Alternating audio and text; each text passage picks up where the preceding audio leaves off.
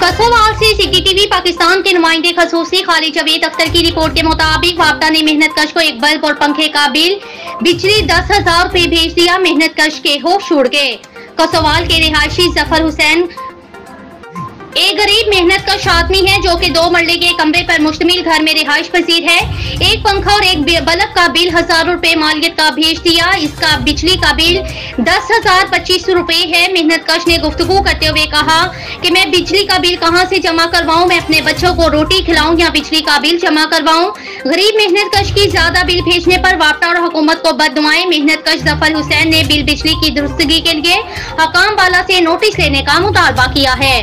एक मकान है, एक गुलाब पे एक पक्का चल रहा है। गरीब बंदा की करिए, 10,000 रुपया आ गया।